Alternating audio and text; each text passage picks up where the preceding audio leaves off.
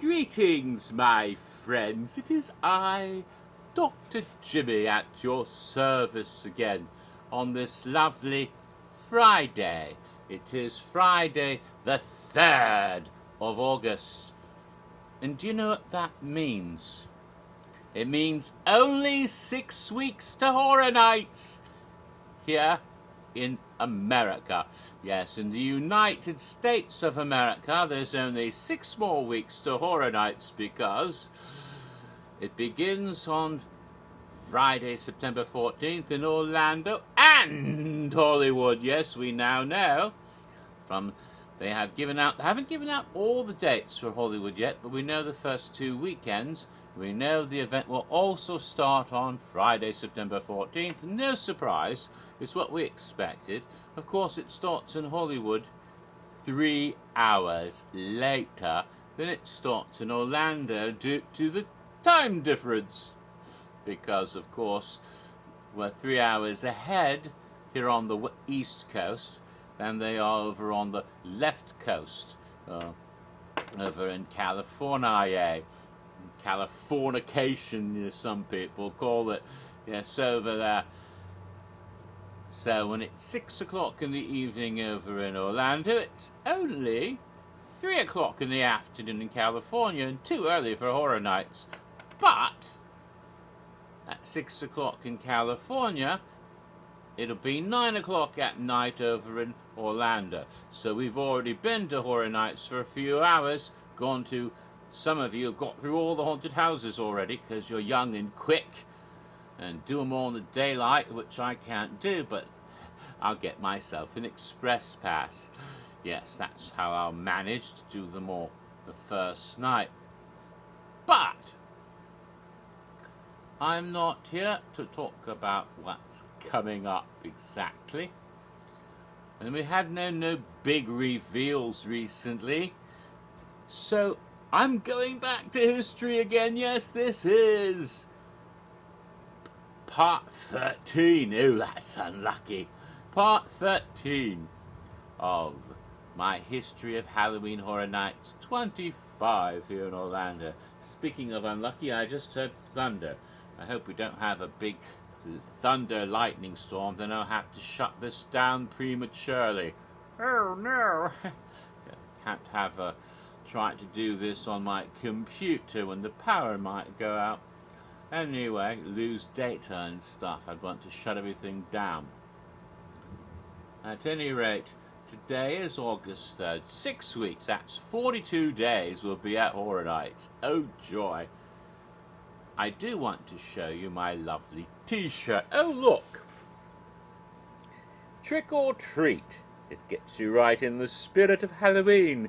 And this design is also by the lovely Shelby Denham, who has designed it to commemorate a certain movie that was featured as a scare zone last year and a haunted house this year. So it sort of fits in as a Horror Night shirt. I consider it one, absolutely. Done her own adorable style. So that's today's t-shirt of the day. Just got it in the post yesterday, being worn for the very first time. So, Halloween Horror Nights 25. And there's something I forgot to mention in the previous video, part 12, where I went on about The Walking Dead, the living and the dead. That 4th Walking Dead haunted house in 4 consecutive years of Horror Nights in Orlando. Those dead just keep walking. God damn it, make them stop. But no, there was one little thing, and it's not a bad thing at all, because of course, as you probably have figured out by now, Dr. Jimmy enjoys a couple of libations. And of course I was making cocktails for all the haunted houses. And at that time, back in 2015, I still hadn't got the idea to do those cocktail videos here at home and make them for you in a video, as I have done subsequently. But back in 2015, I was still doing the cocktails at the park. And I don't think I was doing zone cocktails yet, just house cocktails. And so I made a cocktail for each of the haunted houses in 2015, as I usually show after I finish my account of the house, and I forgot to do that at the end of the last video. So this is a haunted house cocktail for The Walking Dead, The Living and the Dead. Now, I had it made for me, per my create in my mind what would be in the drink, and then I give that information to one of the lovely bartenders at Finnegan's Bar and Grill over on the New York Street area of the park. And back in those days it was easier to sit at the bar and have some cocktails than it is now, when you have to stand in a queue to get your order and get the hell out. No standing around. Get out, get out, get out. Don't be standing, order your drink, leave, because it's too crowded, and I don't like that at all. It really blows the whole ambiance that Finnegan's used to be, where you meet your friends and hang out for hours, sometimes spend quite a lot of time there, and usually buying a lot of drinks and tipping the staff well. So it's not as smart to piss off drunks who could be spending lots of money at your event. I don't get their idea, but of course I liked it better in the old days, when you could actually sit at the bar during horror nights and actually get something to eat as well as drink and spend some time there. Bit by bit they're taking it all away. I don't like that. Whose idea is this? Who's running this railroad? What's wrong with you? Get someone to yell and fuss and complain. Is Claire out there? She loves to call up guest services and give them a piece of her mind. I think she's given her so many pieces of her mind that they have practically her whole mind there at guest services. All the little pieces, they can put it all together. And oh look, it's Claire's mind, and that's why she doesn't have it as she's walking about. She keeps giving those pieces away to guest services. Oh, but, oh well. Anyway, this was the cocktail I had designed and had made for me by the lovely bartenders like Jan and Roxy and Anne-Marie, and there's some others. What are their names? I can't remember all their names. There's Jim. He's been there forever. There's Glenn. He's been there forever. A bunch of wonderful people. I would try to remember the other names, but at the moment my own mind is not working as well. And this was what it looked like. Well, what is that? Looks rather creamy. Doesn't look at all like the Walking Dead cocktails I made before. And there's a little descripto on the bottom. Let me see what I said. I wrote here, for The Walking Dead, The Living and the Dead, I was tempted after 4 years to just do 4 shots of Johnny Walker. Right, Walker, Walking Dead, yeah. Just do 4 shots of Johnny Walker and hit myself in the head with a hammer. Ooh, that would have give you what the effect of 4 houses of Walking Dead.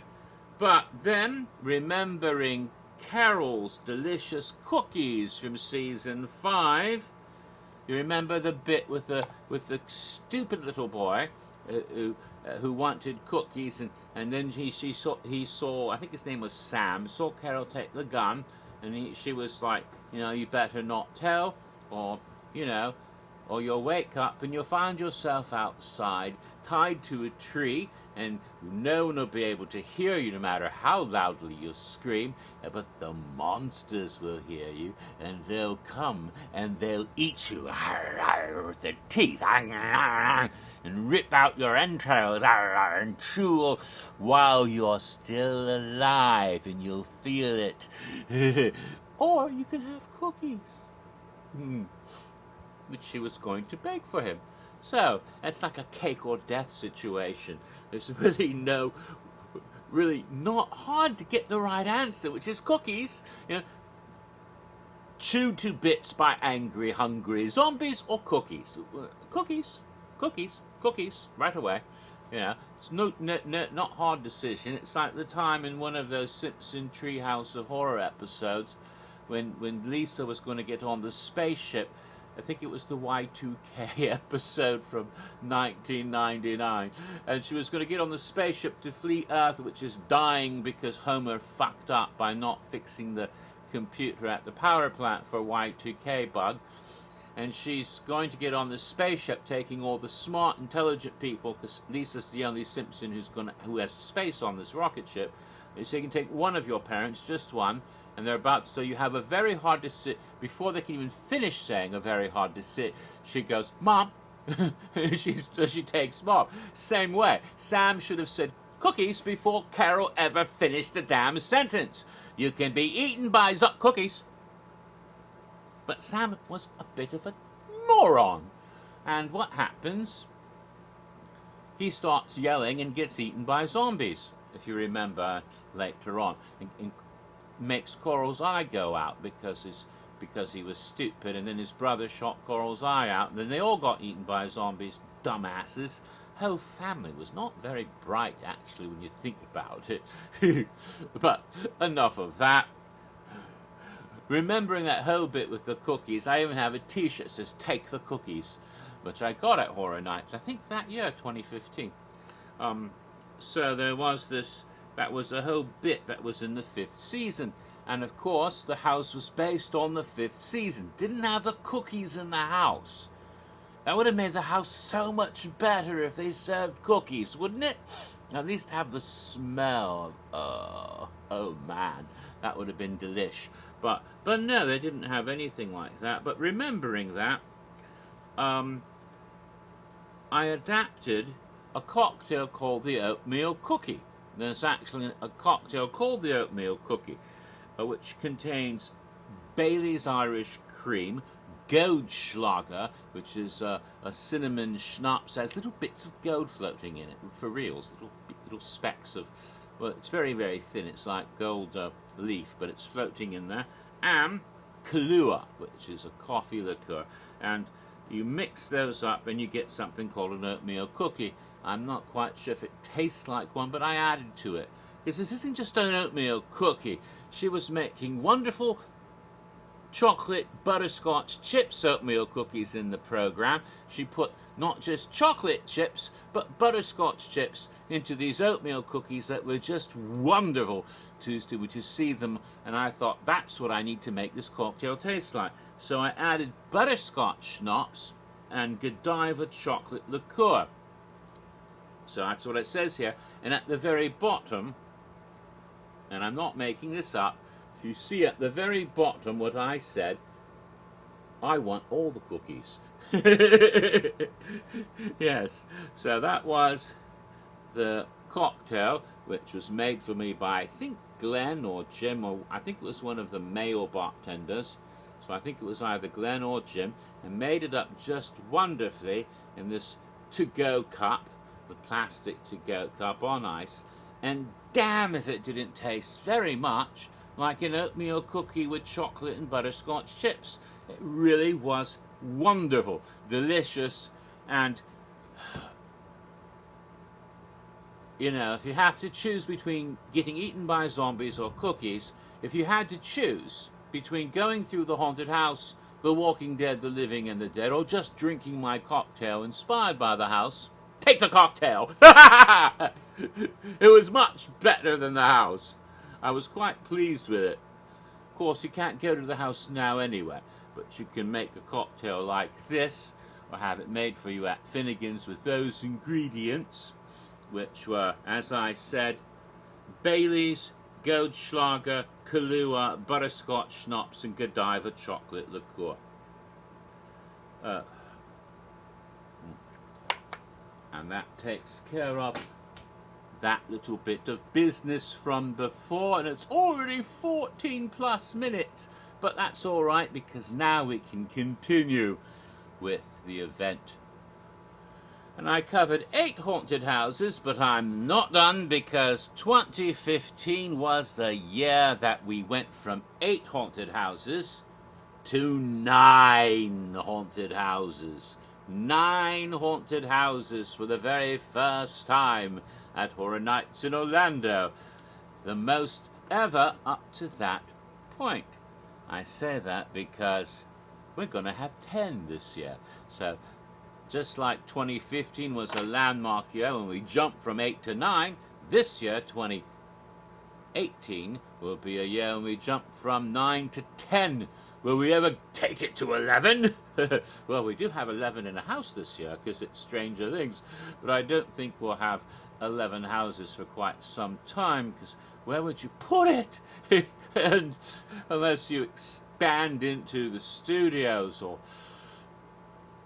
Volcano Bay, which is unlikely. But what about the 4th gate? Will they move the event over to the 4th gate? We don't even know what that is yet, but there's going to be one, apparently. I think that's Nintendo. But what if they did like NES, Friday the 13th, and Jason games that are 8? No, they can't do those 8-bit games. Why? Warner Brothers, damn it! I'll talk about that some other time. They don't want to give us their IPs no more, or lend us or lease us their IPs no more. They're doing their own thing. Horror made here at Warner Brothers Studios in Hollywood. Now they're keeping the characters all to themselves like selfish little animaniacs. So Universal can't use those. We won't be getting Freddy and Jason again for a while, or Pennywise, or The Conjuring, Annabelle. Don't expect the Nun to show up at Horror Nights anytime soon. Or The Lost Boys. I'd wanted a Lost Boys house for years. Not gonna happen now. Any other Warner Brothers New Line Cinema franchise, not likely to see it. And Fox is going to be owned by Disney, so forget about any xenomorphs. We'll likely have Universal characters, and those from those companies that are still willing to work with Universal, like Blumhouse, of course, or Lionsgate maybe. So I don't know.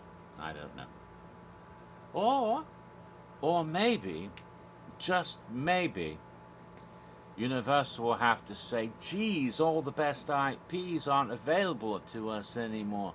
Fuck, I guess there's nothing left to do but just do all the original houses and icons like we did back in the old days. Hey, that's not a bad idea. Let's do that then. You know, let's have original characters and IPs and icons like they do in Singapore now, how they used to do in Orlando back in the day. And you know, maybe 1 or 2 IPs occasionally, but not the big deal. That might be a really, you know, it's an old idea, but it might work better now, especially if that's all you have left to work with. Why not? Why not? Let's do that. All right. I've talked around so much, I have to get back to Horror Nights 25. They went up to 9 houses, and they needed a new location. And so they had a new location, never been used for a haunted house until 2015, the Shrek Secondary Theatre. I didn't even know there was a Shrek Secondary Theatre until it was announced, because I didn't pay that much attention. I didn't realize there were 2 separate theaters in the Shrek attraction, and because I didn't realize it gets so freaking busy at peak periods that they need both operating because the lines get too long, and so they have a second entire theater to do a Shrek 4D show when it's really busy, apparently. I had no idea about that. Yes. Well, the building in question has stood there since the beginning of the park. It's a building at Production Central, is this the official area's name, I think. And when you go and you start going toward New York, you go down a street called the Plaza of the Stars. And on your left will be the Universal Studios shop. And then to one side on your left, as you're going that way, is currently an attraction called Despicable Me Minion Mania. And on the right was Shrek 4D. And you enter that way. And then you can enjoy the attraction, and it lets you out on a side street which has been called Shrek Alley ever since the Shrek attraction opened. I don't remember what we called the alley back before there was Shrek, because the alley's been there for years. Because before it was Shrek, way back in the old days, remember Despicable Me used to be Jimmy Neutron, but before that, way back in the early days, back in the Stone Ages, or whatever you would have called it, it was an attraction called The Fantastic World of Hanna-Barbera. And there was Scooby-Doo, and the Jetsons, and the Flintstones. And I'm going to turn this air conditioner off, because I'm getting really cold, and also going to unplug it in case it starts to rain very hard, because sometimes this side of the house isn't as watertight as I'd like, and I don't want any water getting on the where it's plugged in, because that could be, frankly, shocking. But it's this room, you see, was actually a porch that was enclosed, so it's you know, and it's not part of the full house. There's like a real solid wall and great big doors that lock over here, over there, so that actually this is like an enclosed back porch, really. I happen to have my computer here, but because it's better for the reception from the, what you call it, the Wi-Fi in this part of the area than it is anywhere else. But you don't need to know all about that. But it's sort of a conservatory, actually, back here. And it's all locked off. And then there's another structure outside with a pool in it, and that's locked off, so it's very secure, actually. But except it's not fully watertight on that end, which is why I have all the stuff I don't want to get wet on this end, where it's less likely to have any. But over there on that side, stuff might get wet. Hello, that's a cat talking to me. She just jumped up. You can't see her, but she's right here next to me. You heard her though. She said, "Shut up, Jimmy. They don't want to know about the architecture." So, I mean, bloody hell, she's right. Getting back to it. So, in the beginnings of the park, what is currently the Shrek attraction building housed an entirely different attraction. This is some Universal history. It was called Alfred Hitchcock, the art of making movies. And you would go in there, and there was various presentations, including little films, and there was a little stage with a set of the Bates Mansion, and you could do a shower scene. Do the shower, you know, a victim from the audience could be in the shower scene, and they would sort of recreate that scene, you know, and the poor victim from the audience would be in the shower, not naked, of course, but they would recreate it and make it look like Norman was giving them the, you know, Caesar salad to, you know, whatever you want to call it, yeah. And Ides of March acupuncture session going on. So that was rather fun. And then there was a movie with clips from all sorts of Hitchcock movies, including, for the first time you'd ever actually see the scenes from Dial M for Murder in 3D, because they hadn't released the Blu-ray 3D. Blu-ray didn't even exist then. Hell, I don't think DVDs existed until like in the late 90s, 97 or 98 or something. They didn't have them in 1990. They had VHS. Oh my God, that's, you know, back in that time still. And so, you know, the idea of the 3D home video was very, you know, you'd have to have like a VHS, and you'd fuck with the red and green and wear those kind of glasses, and it didn't look very good. And the Hitchcock movie didn't want to do it that way. So most people had not seen any of that one 3D movie Hitchcock made in 3D until they showed some scenes from that in that special attraction at Universal Studios back in the early 90s. and there'd be bits of Hitchcock, good evening, and all of that. It's all quite. They're making a little Funko Pop of Alfred Hitchcock in black and white with the Clapper reading Psycho. I've got to get that. It's coming out. It's not out yet, but it just looks wonderful. And so that's the building that originally housed that attraction. It also emptied out on that side road, which is today Shrek Alley. Back then it was, what would you call it? Hitchcock Alley? I don't know. It went back behind what was then Soundstage 44, where they used to show an attraction called, Murder, She Wrote Theatre. It became Hercules Xena show, and then they tore the whole thing down. Now it's Transformers. Right, so that's where they put the Ninth Haunted House, in a second Shrek theatre within that building, you see.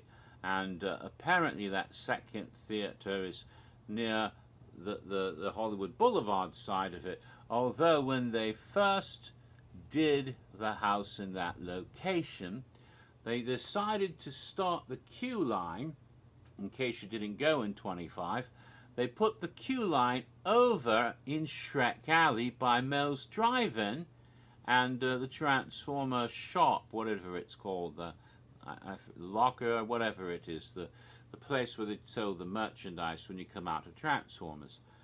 So you're right there on that end, coming from Battery Park and walking from from that stage, where at that time was Carnage Returns, remember, on that stage, past Mel's Drive-In, and right there as you go into the front of Shrek Alley is the entrance for the house. That is the entrance for the queue. And if you're on the regular queue, you go all over the damn place, going up and down, up and down. That whole of Shrek Alley had pretty much been blocked off. It was used for the queue, but some of it also went in and wrapped around a bit the attraction building before it went into the actual entrance for the house, which was on the opposite side, because when you actually went in the building, you're on the other side of the building over by, and that's where you enter now.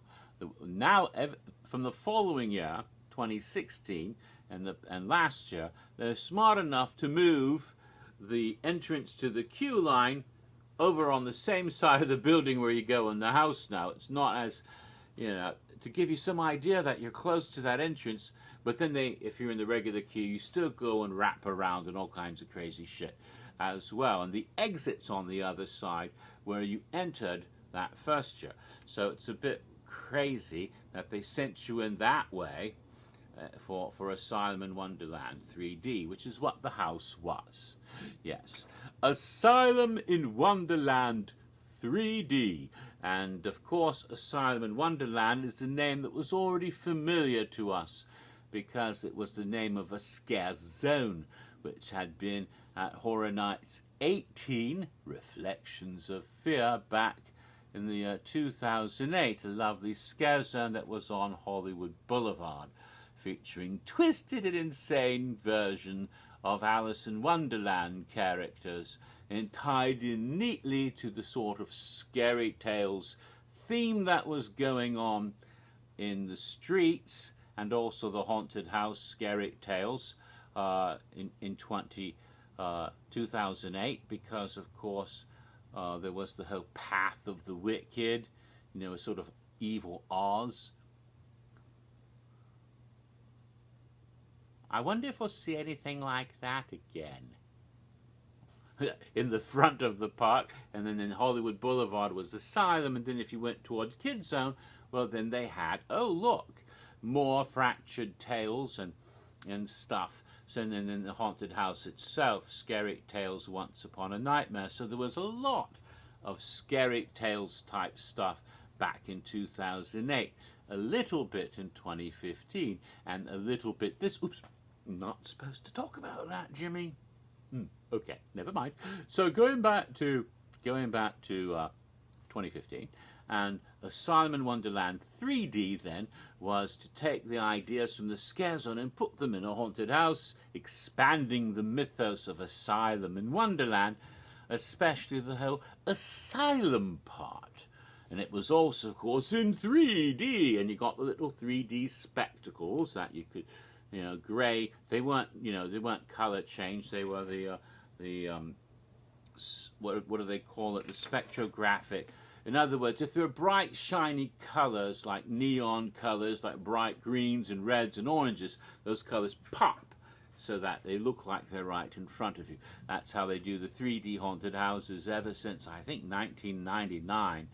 When they did the Anxiety in 3D, I think was the first, one of the first ones. Or the creature features in 3D, one of those back around the turn of the millennium. And every year, not every year, but they either have one or they might have one every couple of years, depending on it. Sometimes they do. But they did in 2015, of course, and it was Asylum in Wonderland. And the idea here, and there were a lot of craziness in this event, because we already had another haunted house set in an asylum, didn't we? Because Body Collector's Recollections was in Shadybrook. This was also set in a lunatic asylum, but we didn't know if it was Shadybrook. It might be some other place. They didn't really specify. And similar to certain Alice in Wonderland movies, including the live-action Tim Burton film that Disney released, where for a while it looked like Alice might get incarcerated in some sort of facility because people didn't believe her stories about being a child when she was a child going to Wonderland. And so they did sort of institutionalize her. And this sort of has a similar theme. The idea is little Alice, apparently, is out of her mind. Was there something horrible that happened? Was there a terrible murder? That seems to be implied. Maybe she killed her parents. We don't know. It didn't quite get fully detailed, but we knew something really awful, some sort of trauma, had warped the child's brain. And to cope with this, she's created a fabulous wonderland to dwell in her mind, to save her from the horrid reality of the real world. At least that was what I got out of it. But are we sure? Which, sort of like the thing in the original books, if you remember, there's a bit where in Through the Looking Glass, when Alice is talking to the Red Queen,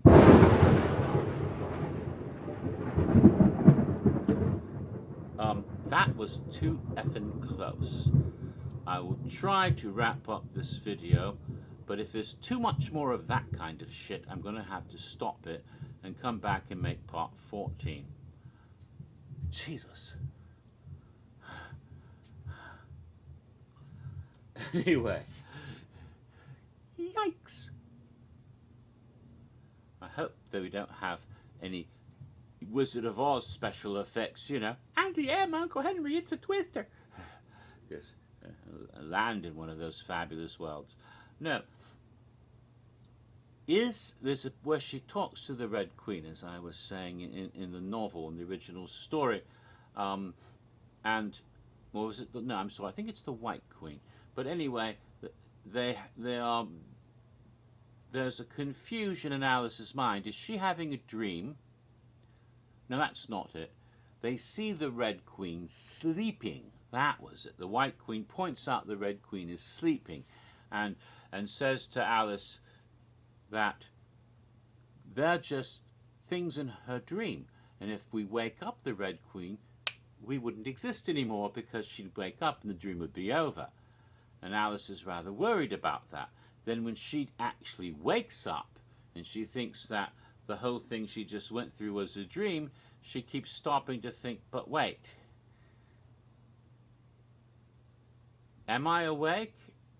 And all of that was a dream, or I dreamed of that, or am I still a thing in the Red Queen's dream? And when she wakes up, will I be here? Or, you know, that sort of thing. Which one of us is dreaming, and which world is real? So there is a little bit of that, because there's a vagueness. Which world is real?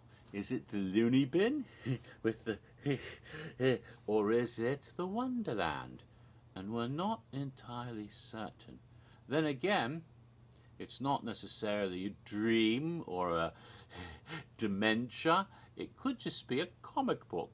Because when you got into the haunted house and you're getting ready to put your glasses on, the first thing you see inside is the facade, and it reminds you immediately of another 3D house back from 2011, the In-Between, and it has a similar facade, a gigantic comic book cover, and it says, I think it's Ultra-Violent Comics, the same brand label, HHN Comics, Ultra-Violent Comics, and there is the story of Asylum in Wonderland, and it's a comic book published by this company, and you go into the comic book and find yourself confronted by a white rabbit. Except, is it a white rabbit? Because it looks like a bunny, but the ears might be part of a sort of mask that has a muzzle on it, like, you know, like Hannibal wears in the Silence of the Lambs, and he's maybe his little waistcoat is really a straight waistcoat, and he's a loony.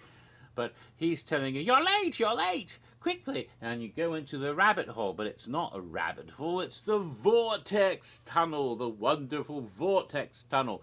Appears in this haunted house this year, and so you go through that, and it was the best use of the vortex tunnel ever.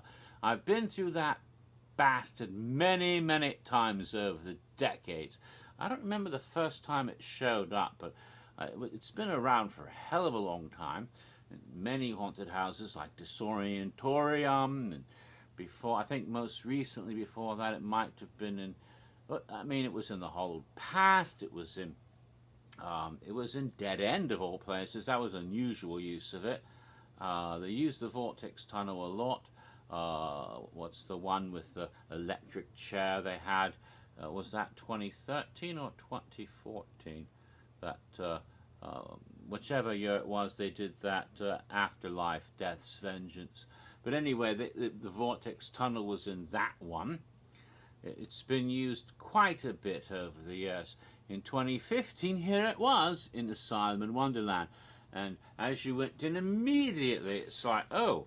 And I've been through it many times without getting even a little dizzy. I don't know why it was so much more effective here. Maybe somehow things were going in two directions. I'm not sure why. But for some reason, I was very lucky to have some sort of umbrella to use as a bit of a cane, because I started, you know, more than I ever had before or since. You know, I've gone through it afterwards in other houses. This one affected me more, threw me off balance more, and I'm not quite certain why, if they did some little trick to it. But the illusion of, you know, going the wrong way was more powerful than I think ever before. Then as you go into the lovely vortex, you find yourself alternating between scenes in the real asylum and Wonderland, although it's mostly Wonderland until the end. So you find yourself, and there's stuff about nonsense and all these sayings from the very famous sayings from Alice. Some that might remind you of a certain movie made by a company in sharp competition with Universal, especially the animated version from way back when. But little bits and pictures on the wall of the cat, the Cheshire Cat. Doesn't really appear in the house, but the face disappears sometimes, and I'm all in my own world and all this kind of stuff about all that. But then, is she mad? Isn't she? Then you start going into scenes, and the scenes are rather nifty. I don't remember the exact order of all the scenes, but there is the Tolgee Wood, and you go through the Tolgee Wood, and there's some jub birds, like great big gigantic bright different colour birds bopping around, and like a jabberwock or something. There's a couple of those and some living flowers in that Tolgee Wood area. And then there's a place with Tweedledee and Tweedledum, which are very similar to Tweaks and Foons, and they use that whole thing with the lights that they'd used in a couple of times before. That room with all the lights done up in like layers and lattices you have to walk through, and it's rather disorienting, especially with the 3D glasses. Tweedledum and Tweedledee look a bit like Tweaks and Foons, but I think they're meant to be hospital orderlies in real life, because almost every character has sort of a connection to the asylum. You know, some of them are also patients.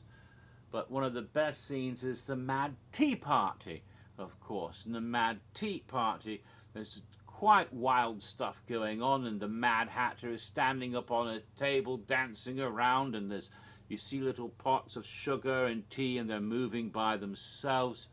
It looks quite more realistic when you're using the 3D effects, and the dormouse is being plunged into the pot. A bit of a March Hare, looks like he's been murdered, but the Mad Hatter, who had a sort of cartoonish face, at least one of the Mad Hatters was a friend of mine named Sam, and he was a scare actor that year, and whenever I went through, he would steal my hat, appropriately enough, and I'd be lucky to get it back by the time I got out of the room. It was quite fun. You wanted to get his attention. You say, "Is it tea time?" And he'd come popping out and do a little dance for you, because he liked that. And I would try to time going through it when his cast was on, but didn't always get his cast, but even his counterpart tended to play quite fun. Then you see some projections as you leave that scene, and they have almost holographic projection of the wicked Queen of Hearts, and she's angry about you. And then you go through some hallways where there are guards, for the Queen of Hearts are like playing cards with swords, and then you realize that what you think are just some pretty patterns are great big blood splatters, like like someone's been decapitated, and the blood is sort of splashing above and below you. It's a bit disturbing. And then you come up on the Queen herself, who is towering above you in a sort of alcove, and I always bowed and tipped my hat to her. She seemed to appreciate it, but there are also her hoodlums there to lop your heads off. After that, you went into the final room, sort of, which had the asylum itself, and there's little Alice sitting on the bed, and she's quite mad, and it's a little mannequin figure. But in that same hospital room are some doctors and patients who are obviously a representation of inside, because you can see the mental patients that are corresponding to the Mad Hatter and to the White Rabbit, and apparently they got loose and killed the doctor and the orderly, and they're running around insane and dangerous while Alice is cuddled up in the bed, frightened and not able to move. And it looks quite disturbing and horrible, and oh, you see, it was all her madness all along. Then as you go out, there's some decapitated heads flying past you, which is very bizarre, and then suddenly there's Alice calling for help, help, help, and coming up behind her is the Red Queen, who then slits Alice's throat right in front of you. Wait a minute, the Red Queen is real, maybe Wonderland's the real world, and the asylum was the dream, because we just saw the Queen of Hearts, the Queen of Hearts slaughtering Alice in front of you, another throat-slitting scene like so many. Very interesting. It was better than I just described, actually.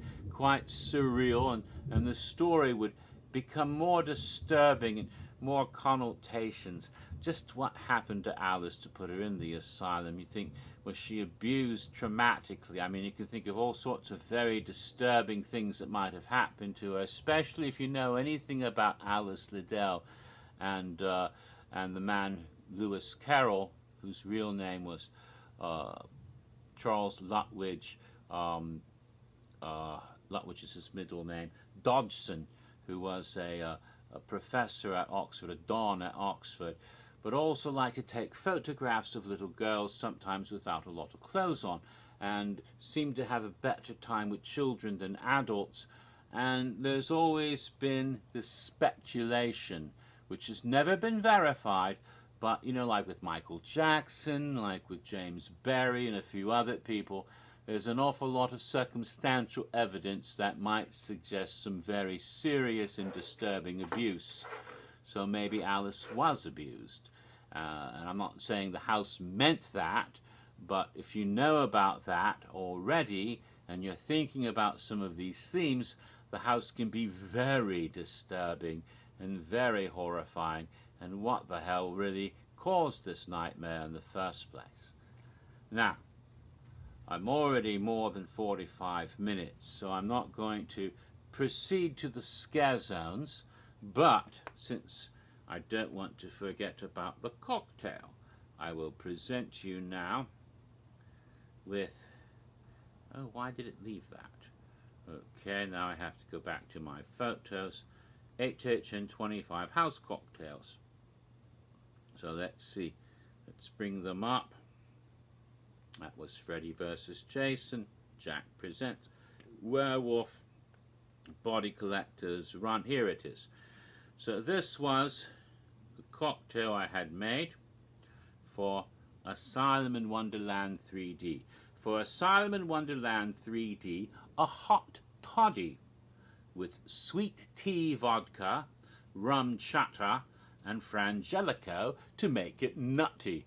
So what was that about? Well, I was thinking of the Mad Hatter and thinking about the Mad Tea Party, and something that would be like hot tea but a little nutty, a little crazy. And that's what I came up with. And so it was a hot drink, and on a rather cold night this was wonderful.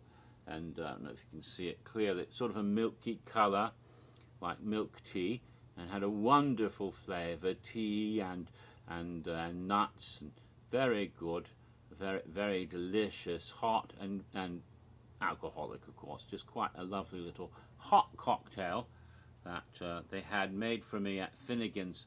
And that was the last house cocktail for the event of Halloween Horror Nights 25, and I did not make Scare Zone cocktails, even though a person in the first Scare Zone I'll be talking about suggested that I should, and I didn't that year, but I started doing zone cocktails in earnest the following year. But then you've seen all of those because I posted videos online for all the cocktails beginning with Halloween Horror Nights 26 and 27, and I have started making house cocktails this year already, which reminds me, I don't know if I'm going to make part 14 in this history today, but later this evening, quite likely, I may just be able to present to you the next cocktail videos, as I've got the ingredients now for Slaughter Cinema and maybe even Carnival Graveyard Rust in Pieces, because I've got everything I need for both of those house cocktails. Do I want to do 2 of them tonight and get really drunk, or do 1 tonight and 1 tomorrow night? Or maybe 1 tomorrow night and 1 Sunday night. I don't know exactly when they're coming up, but they could be coming up soon because I've got the ingredients. Let's see, it's almost 5 o'clock. I'm not sure what I'm doing next. I may go see a movie, or I may stay home and continue. But I don't think I'm going to make part 14 yet because of the nasty weather, and it's already nearly 50 minutes, so I'll leave it off here. So until next time, and of course there could be an announcement any day. It's August. This month is when all the announcements will be made, all the remaining ones. Oh yeah, hey, next month is Horror Nights. Next month is Horror Nights. It's not, you can't just, Horror Nights going to start this year or later this, no, it's Horror Nights starts next month. So I love being able to say that. Okay. So until whatever video comes next, This is Dr. Jimmy saying, have fun, and if today is not your birthday, then a very merry unbirthday to you. I am a bit of a hatter after all.